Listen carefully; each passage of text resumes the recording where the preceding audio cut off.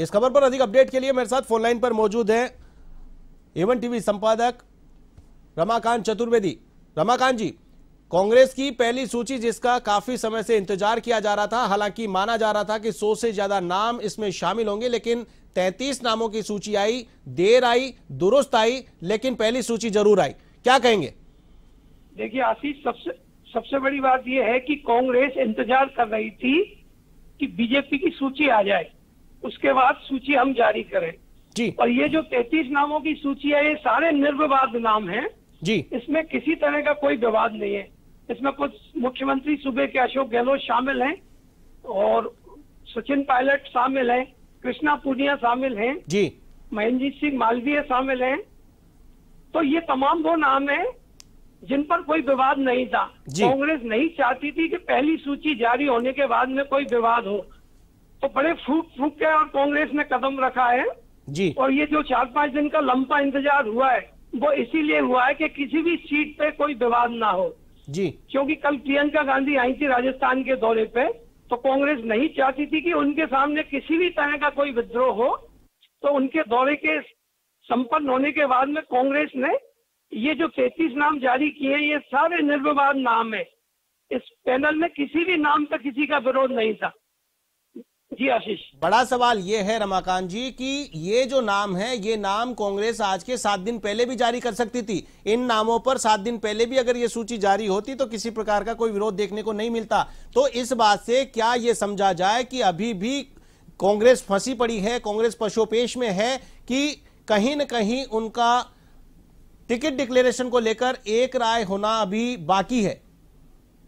देखो, अंदर खाने की बात करें आशीष जी, तो जब दिल्ली में राहुल गांधी के सामने सूची पहुंची थी तो उन्होंने भी कहा था कि आप इन नामों पे सिंगल नाम कैसे लेके आए हैं। तो सूत्र बताते हैं कि उसके बाद कांग्रेस के जो प्रदेश अध्यक्ष हैं गोविंद सिंह डोटासरा साहब, वो जयपुर आए, दोबारा नामों का पैनल फाइनल हुआ जी। क्योंकि ये वो नाम है जिन पर किसी को विवाद नहीं था।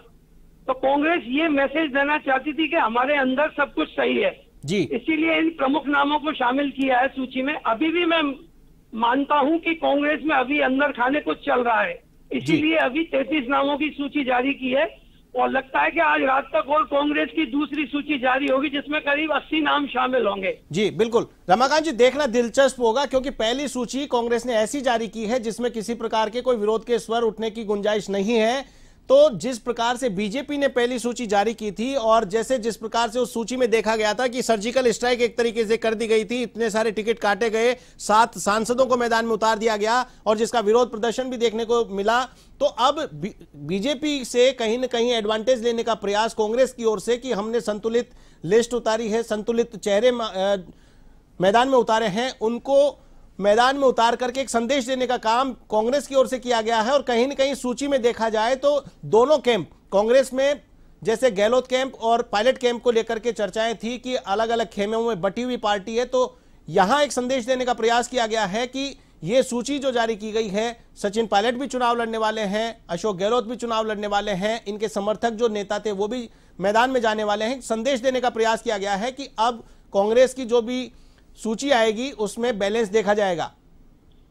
बिल्कुल आशीष, आप सही कह रहे हैं। कांग्रेस आला कमान ने ये मैसेज दिया है कि पार्टी में किसी तरह का कोई वो नहीं है, इसीलिए आज पहली सूची में अशोक गहलोत का भी नाम शामिल है और सचिन पायलट का भी नाम शामिल है जी। इसी के साथ दोनों के समर्थकों के भी नाम शामिल हैं।